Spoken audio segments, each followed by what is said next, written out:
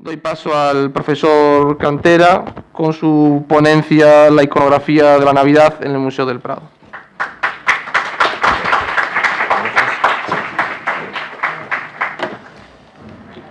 Bueno, pues muchas gracias por la presentación, y yo comienzo felicitando al profesor don José María Salvador y a don Ángel Pazos por la celebración de este curso, que es una actividad más del consorcio Musaccess tras el rotundo éxito del curso anterior celebrado dedicado a los sentidos.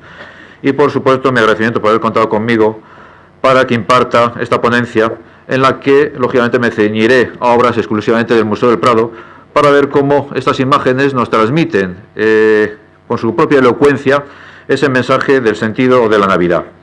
La Navidad, ante todo, hemos de plantearnos que es una fiesta religiosa. No es lo más importante del calendario litúrgico cristiano, que lo es la Pascua de Resurrección, pero sí que es esa que tiene un carácter más entrañable y familiar. Es esa fiesta donde se celebra el nacimiento del niño Jesús, con lo cual tiene un carácter tierno. Está rodeado de cosas en principio agradables. En lo personal está esa reunión de las familias, la entrega de regalos, pero también es verdad que a veces tienen algo de tristeza. En el aspecto personal puede ser esa falta de algunos seres queridos que ya no están, esa ausencia de algunos. Recordemos ese anuncio de Vuelve por Navidad, tiene el aspecto alegre y triste desde que no está y luego acaba llegando. También tenemos dentro de esos, digamos, problemas de la Navidad, el follón de las reuniones familiares. Tiene ese aspecto siempre alegre y hasta cierto punto también triste. Y eso nos lo plantea las imágenes propias de la Navidad, donde encontramos escenas donde está esa felicidad al nacimiento de un niño, pero también donde en ocasiones podemos encontrarnos que, como nos ocurre en la parte inferior y a nuestra derecha, podemos ver ese cordero con las patas atadas, que es una alusión a la pasión de Cristo. Esa alusión a la pasión de Cristo está presente en muchas de las escenas de la Navidad. Y, por ejemplo, nos puede ser esta imagen de este niño Jesús dormido sobre la cruz, que no es precisamente una escena navideña, pero sí que la imagen del niño Jesús pequeño nos da ese recuerdo de la Natividad. Y nos está señalando, está recordando cómo el niño nace precisamente para sufrir esa pasión y morir luego en la cruz para redimir a la humanidad. De tal modo que efectivamente podemos ver ese recuerdo triste anunciando la pasión. Y también, aunque no es tampoco una escena propiamente navideña, pero sí que, por ejemplo, una imagen como esta nos recuerda esa misma idea. Esa Virgen con la túnica roja simboliza esa sangre, el niño Jesús con esa vestimenta está recordando ese sudario en el que será envuelto después de ser crucificado. Bien, todo este contexto y todo este sentido nos señala la importancia de esta fiesta y su reflejo, lógicamente, en el arte. Pero para los artistas y los demandantes de obras de arte fue un problema enorme el que la fuente principal, los evangelios, apenas hacen referencia al tema de la Navidad, de la natividad del niño. Son unas noticias muy escuetas. De tal modo que hubo que tomar muchas referencias de los evangelios apócrifos y de algunas leyendas, como todos sabemos. Lo cual llevó a tener en cuenta que en la Edad Media fueron muchos los elementos legendarios. Consecuencia de ello, con la reforma de Lutero se criticó fuertemente esta situación, porque iba contra la realidad de los hechos históricos. Y la Iglesia Católica, en el Concilio de Trento, a mediados del siglo XVI, como sabemos, fue muy consecuente con estas críticas y propició un arte en el que se hizo que desaparecieran muchos elementos legendarios, que se dio un contenido más realista y lógico a las escenas, y casi en algo que podríamos hablar en términos más modernos, casi con una labor de marketing, al buscar llamar la atención del fiel a través de un mensaje muy claro, contundente y ajustado a las cosas realistas. Eso marcó muchos de los elementos de la iconografía de la Navidad, ese cambio de la Edad Media a la Edad Moderna, como también sabemos, a través de estas situaciones. Y antes de proceder a ver esas imágenes, recordemos, dentro de esa natividad, recordemos la cronología de las fechas de la Navidad. Como es un ciclo litúrgico que tiene dos tiempos, el tiempo de Adviento y el tiempo de Navidad. El tiempo de Adviento, que es en el que ya estamos ahora mismo, desde el primer domingo de Adviento, que es el cuarto domingo antes de la víspera de Navidad. Bien, no vamos a tocar temas de Adviento por cuestión de calendario. Y el tiempo propiamente de Navidad, que es lo que relacionamos más directamente con la idea que tenemos de Navidad, Es un periodo que va desde la víspera de Navidad al domingo siguiente a Epifanía, el bautismo de Cristo. Esto en la actualidad, en tiempos ha habido algún pequeño cambio, pero fundamentalmente es lo mismo. Recordemos también cómo ese periodo, ese tiempo de la Navidad, está fijado en las fechas que tenemos actualmente, en este tiempo de diciembre, enero, a través de esa fiesta de la Navidad que se fijó el 25 de diciembre por el Papa Liberio en el siglo IV, y que tomó como referente la fiesta que se celebrará en Roma, esa fiesta del Dies Natalis Solis Invicti, que era ese comienzo, vamos a decir, de la época en que el sol ya empezaba a recobrar fuerza, ese final del periodo en el que los días decrecían, y que al no conocerse la fecha exacta en la que nació el niño Jesús, pues se tomó este modelo, esta fecha. Sabemos, como se ha dicho muchas veces, que es una fiesta pagana, tiene origen pagano. No, es una fiesta que se tomó ese día precisamente porque vamos a ver también en las imágenes la idea de que Cristo es la luz del mundo que viene a iluminar a la humanidad, de tal modo que ese momento en el que crecen los días, que empieza a renacer el tiempo de mayor luminosidad, viene también a relacionarse con ello.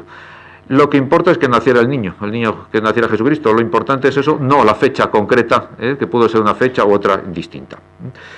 Señalado esto, vamos a ver cómo se representa esas escenas.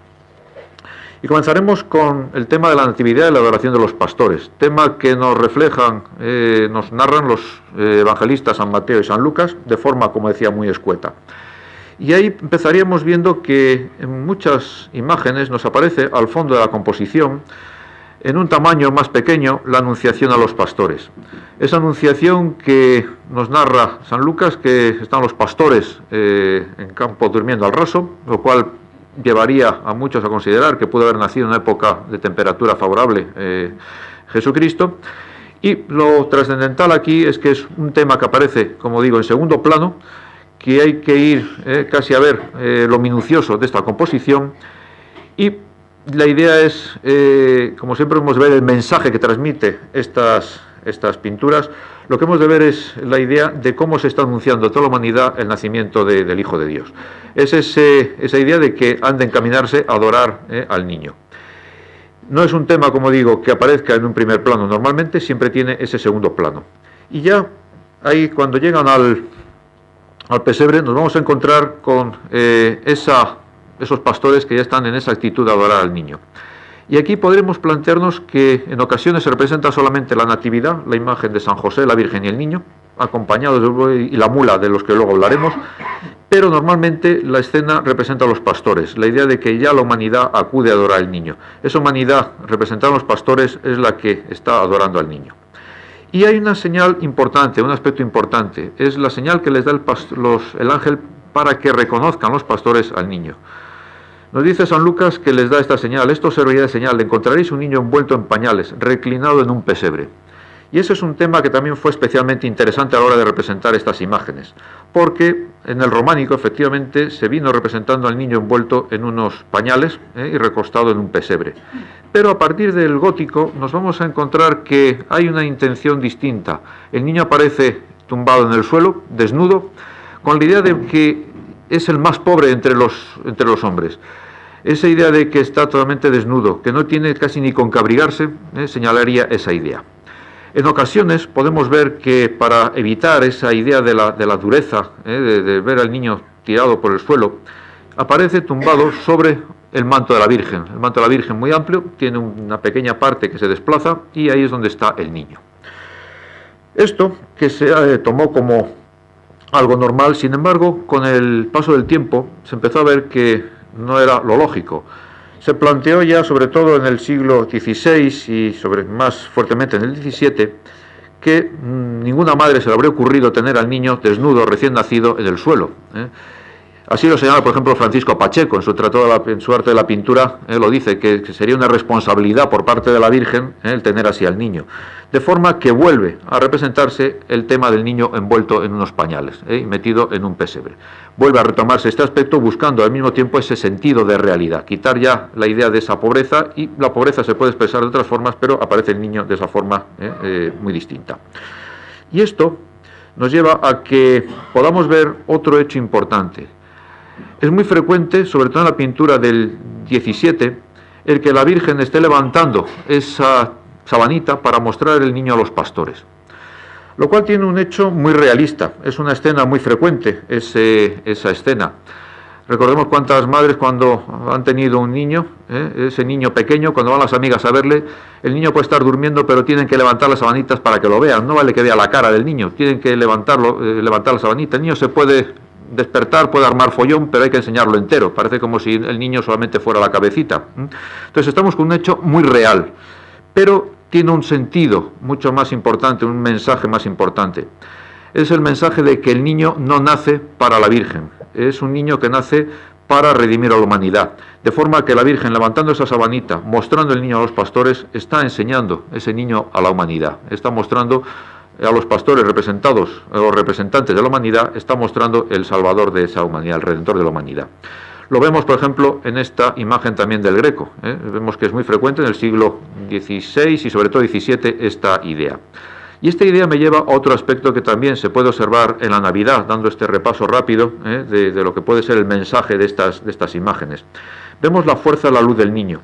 Y es que el niño se convierte en el foco de luz del cuadro.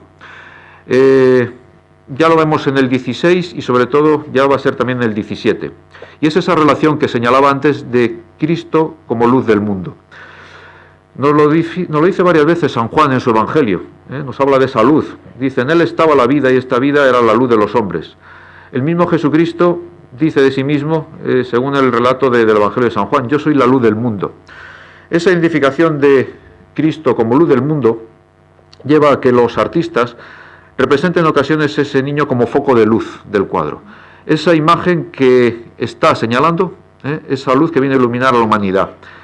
Es una composición que efectivamente lleva al ejercicio compositivo y de la destreza de los pintores al colocar el foco de luz dentro del cuadro, no viene de fuera, está dentro del cuadro, cómo ilumina esa composición. Y eso es un efecto que efectivamente tiene todo ese sentido, pero va mucho más allá. Es ponernos Cristo como la luz del mundo. Recordemos ahora estos días ya las luces ya están en las calles. No es solamente un adorno, es también simbolizar esa imagen de Cristo como luz del mundo. Y en este sentido podemos ver que es muy frecuente este tipo de pintura. Ese niño que aparece como luz y que en muchas ocasiones podemos ver que también los pintores, para señalar la fuerza de esa luz, ponen algún pastor donde vemos que está tapándose la cara por esa luz tan fuerte. Les está deslumbrando y ponen un brazo, ponen una mano para taparse. Pero podemos ir también quizás un poco más. Podemos ver que también, para señalar la fuerza de esa luz, en algunas otras composiciones podemos ver que hay un farol que lleva algún pastor, alguna antorcha. Y comparemos la fuerza de la luz del niño con la del farol.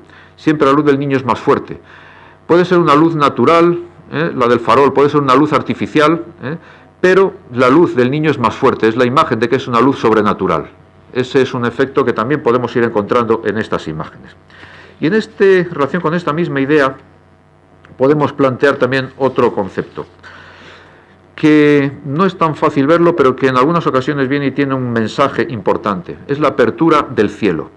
Esta apertura del cielo que no es solamente, como vemos aquí, lo que llamamos el rompimiento de gloria, esa idea de que se abre un hueco y los ángeles se meten en el espacio terrenal, sino que en algunas ocasiones podemos ver, como podría ser en esta pintura de Francisco Ricci, que al fondo parece como si hubiera un camino hacia el infinito. Es un foco de luz que podemos encontrar. En el Prado he encontrado esta pintura, no es muy frecuente, pero en alguna ocasión podemos encontrar imágenes de este tipo. Y es esa idea de que con el nacimiento del niño se rompe aquella barrera que había supuesto el pecado de Adán y Eva, se abre ese camino hacia el cielo y ese foco de luz nos lleva hacia esa luz del infinito, esa luz eterna. Como digo, no es muy frecuente, pero en algún caso lo podemos ver. Hay otros pintores y otros cuadros fuera del Prado, pero he querido ceñirme solamente a la pintura del Museo del Prado. Y es interesante el concepto, sobre todo del mensaje que plantea este tipo de representación. Más ideas que podemos ir viendo en este repaso de este mensaje. La situación de los pastores en el portal. Al comienzo podíamos ver que esos pastores, por una sensación de pudor, por una sensación de quizás de respeto, se mantenían fuera del portal, fuera del ámbito del portal. Aparecían asomados a una ventana quedaban detrás de la puerta. Parecía que el espacio del portal de Belén solamente está reservado a la Virgen, San José, el niño Jesús, algunos ángeles, y que ellos como seres humanos pues tenían que quedar fuera. Podemos verlo también aquí en esta otra pintura de Francisco Rodrigo de Osona, donde los vemos detrás de ese muro. Hay un respeto a entrar en este espacio. Pero poco a poco van entrando e incluso llegan a relacionarse directamente con las figuras sagradas. Esa idea nos lleva también a ese concepto de que el niño Cristo nace para redimir a la humanidad, y esa humanidad entra en contacto directo con ese aspecto sagrado, de tal forma que aquí estamos observando como ya los pastores están metidos dentro del portal, forman un conjunto homogéneo con las figuras sagradas. Y en este cuadro también podemos ver los regalos de los pastores. Esa idea de que los pastores tenían que llevar algo. Hubo también la idea de que no llevaron nada, pero vamos, normalmente siempre se ha representado que llevaban algún regalo. Eran esos pastores que llevaban lo poco que tenían, pero llevaban a esa familia más pobre que ellos, que además estaba fuera de su lugar de origen por aquella cuestión del censo. Y esa idea lleva también a una imagen de la caridad. Esos pastores que llevan a esos pobres, más pobres que ellos, llevan esos regalos. Y esos regalos al final tienen también un mensaje que se está transmitiendo a través de esas escenas. Recordemos con frecuencia el Cordero, al que luego ya hablaremos las distintas variantes que hay del Cordero, pero es una alusión al sacrificio de Cristo, como ese Cordero místico, y al buen pastor. También vemos que pueden llevar un cayado, ese cayado de los pastores, que en este caso simbolizaría a Cristo como pastor de almas. Las pastoras, que al principio no aparecían y que poco a poco se van incorporando al grupo de los pastores, llevarían leche, huevos, algunas tortas, algunos bizcochos. Y podemos ver también que en ocasiones, como nos aparece ahí en el punto 4, tenemos el caramillo, puesto que se identificaba a los discípulos de Cristo que acudirían detrás de él como detrás de un nudo Orfeo, aquel Orfeo músico que encandilaba a los animales y a la gente, pues aquí Cristo encandilaría también a sus discípulos. Entonces llevan esta serie de regalos con un fuerte sentido simbólico. También podemos ver, como decía, el Cordero, ese Cordero que está en relación directa con los pastores, pero que tiene también un significado. Por una parte puede ser una referencia al Agnus Dei, a través de esas referencias que podemos ver en los textos sagrados, pero también con una referencia al buen pastor a través de los evangelios.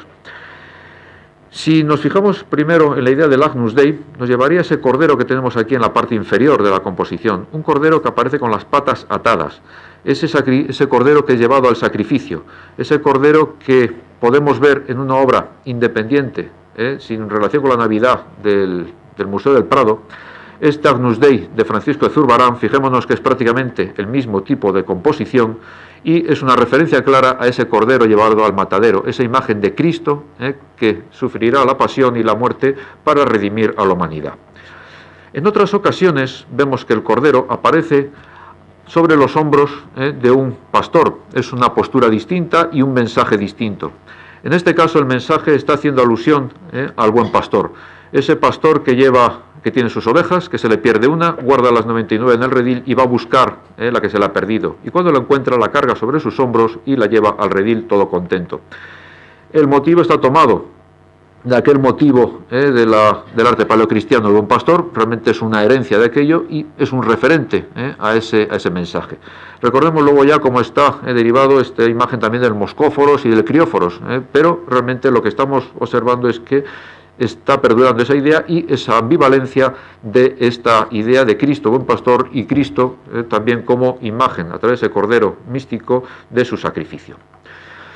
Bien, y el asunto del buey y la mula, un tema, pues, como recordamos por hace poco, también un tema muy en el candelero, cuando se produjo aquella polémica o aquellas noticias de que el Papa Benedicto XVI había dicho que el buey y la mula, que no estaban en el portal. Bien, recordemos que es un tema que ya en tiempo se planteó y que se indicó que esa presencia del buey y la mula que no eran necesarios en el portal de Belén, porque los evangelios canónicos no dicen nada de ello. Es un tema que surge del evangelio apócrifo del pseudo Mateo, que busca una referencia a través de los textos de Isaías y Habacuc, y que se le dio el significado del pueblo hebreo que acudía al nacimiento de Cristo, pero que no entendía lo que allí ocurría. Estaban en otras cosas y no sabían lo que allí ocurría. Bien, realmente el que esté el buey y la mula no tiene razón de ser, no tiene razón de ser, no tiene ninguna importancia. Si nace en un pesebre, es lógico que estuvieran, pero ni quita ni pone nada. Entonces, esa presencia del buey y la mula se acaba quedando como algo entrañable. Pero sí que efectivamente con esa idea que después de la reforma de Lutero se planteó de que era un tema que no era evangélico, que era una cosa legendaria, pues bueno, pues hubo artistas, como en este caso, que lo quitaron. En esta pintura de Giacomo Cavedone no aparece el buey y la mula. En otras ocasiones, como puede ser aquí en esta de Francisco Ricci, pues apenas casi lo vemos.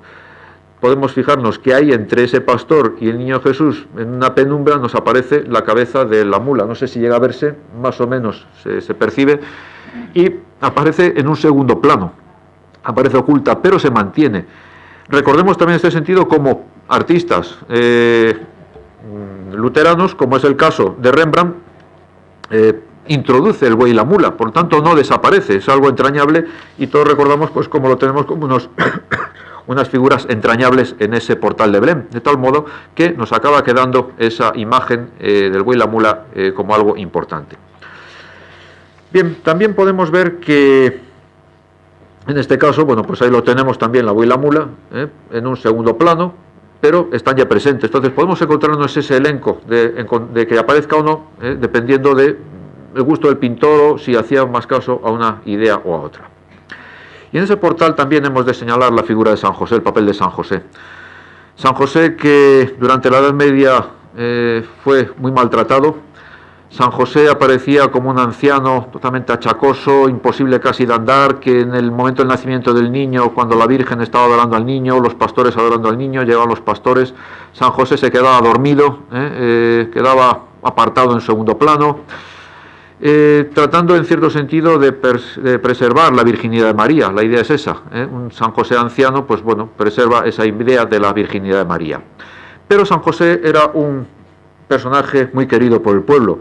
El pueblo cristiano tenía un gran cariño. Recordemos esas coplillas que se cantaban, en el portal de Belén hay un nido de ratones y al patriarca San José le han roído los calzones, o yo le llevé unas sopitas y no las quiso comer y como estaba calentita se las comió San José. Bien, todo ese cariño hacia San José hacía que poco a poco fuera un santo que fuera siendo reivindicado.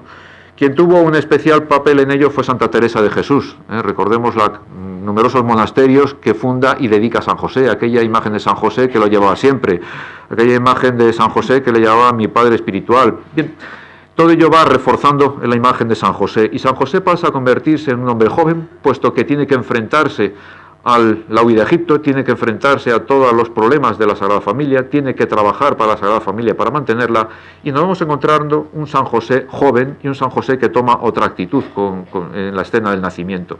Y podemos ver en este cuadro de Maíno la imagen de San José donde vemos ese carácter tan entrañable del beso que le da al niño Jesús en el brazo. Todo esto nos lleva a ese cambio radical en la figura de San José. San José que no vale más que comparar estas dos imágenes para ver la transformación tan tremenda que se produce en la figura de San José. De tal modo que a partir del siglo XVI y ya también sobre todo en el XVII la figura de San José cambia radicalmente en su concepto. Y la adoración de los magos, la adoración de los Reyes Magos, que es otro tema fundamental dentro de este tema de la Natividad. Los Reyes Magos que su imagen fundamental es que supone la llegada de los poderosos de la tierra para adorar al niño. Ya lo podemos ver en este frontal, procedente de Nuestra Señora de Peñalba, en Arnedillo, en La Rioja, que nos muestra distintas escenas de la infancia del niño, pero como en la parte superior tenemos la adoración de los reyes. Y aquí ya nos está mostrando la idea fundamental de la representación de los reyes. Vemos al niño sentado en los brazos de la Virgen, los reyes que se arrodillan para adorar al niño. Y esto nos lleva a la idea fundamental, esa imagen de que en este caso son los poderosos de la tierra y que en esa sociedad feudal del románico y del gótico podemos ver cómo los reyes rinden homenaje al rey de reyes. Pero es que luego ya posteriormente en el barroco con la sociedad de la monarquía absolutista será también esa misma idea, esos poderosos de la tierra que adoran al niño. De ahí que en este caso, a la hora de representar el niño con la Virgen, vemos que el niño está sentado. Es una imagen que está reflejando esa imagen de la Virgen Teotocos, esa Virgen trono del niño, esa Virgen trono de la sabiduría, que nos muestra la Virgen sentada en un trono, y el trono del niño es precisamente la Virgen. Fijémonos que se ha cambiado radicalmente el concepto ante los pastores. En la adoración de los pastores, la Virgen tenía al niño en brazos, tumbado, o lo tenía en la cuna. En el caso de la adoración de los reyes, está el niño sentado. Podemos pensar que es un niño mayor, con aquella idea de que el niño podría tener cerca de los 2 años, por el tema de Herodes, que ordena degollar a los niños menores de 2 años. Pero sea un caso u otro, podemos ver que el niño tiene ese sentido de estar sentado. Lo podemos ver en estas 2 pinturas de Luis de Morales. Vemos que son de la misma fecha, forman un conjunto homogéneo. Y si nos ceñimos a lo que es el detalle de la Virgen con el niño, vemos cómo en la adoración de los pastores la Virgen tiene al niño tumbado. Es la adoración de los humildes de la tierra, la gente sencilla que va a adorar a ese niño. Ese niño es un niño sencillo, pero cuando acuden los reyes, lo que van a adorar es al Rey de Reyes. Esos poderosos de la tierra lo van a adorar, pues como vemos ahí, besándole el pie, entregándole los regalos, pero vemos que el niño está sentado como en un trono. Es la imagen que nos da ese mensaje distinto en la representación.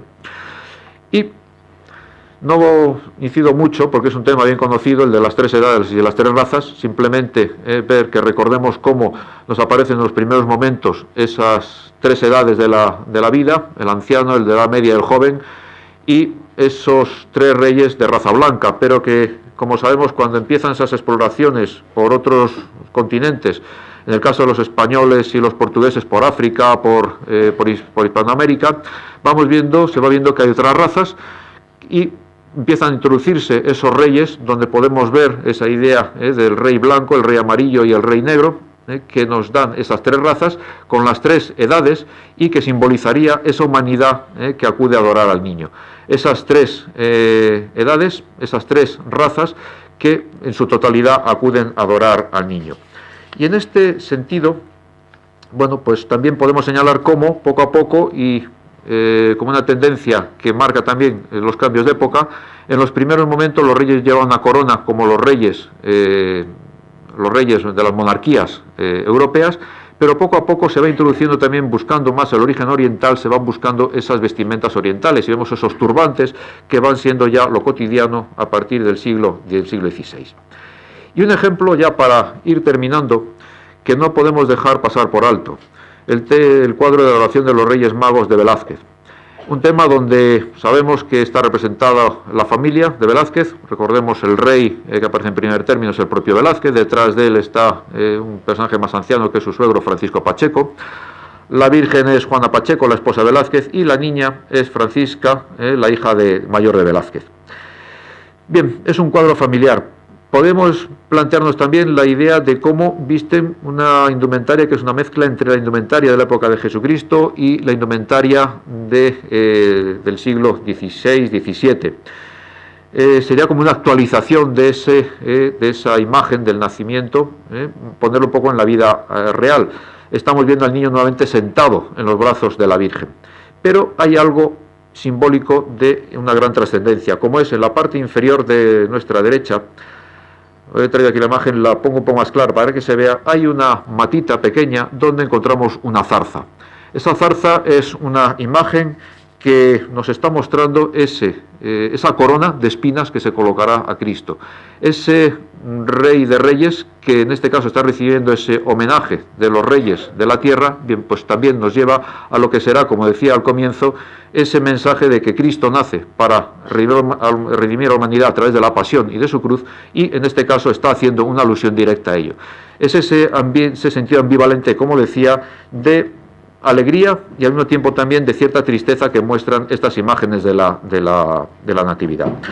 Bien, como el tiempo es implacable y tengo que adaptarme a la media hora que se me ha concedido, termino ya mi intervención, no sin antes volver a manifestar mi agradecimiento al profesor Salvador y a Ángel Pazos por haberme invitado a estar aquí, a todos ustedes por la atención prestada, y hombre, ya que estamos con el tema de la Navidad y casi a las puertas de la Navidad, pues feliz Navidad a todos, que sea muy adelantado. Sí.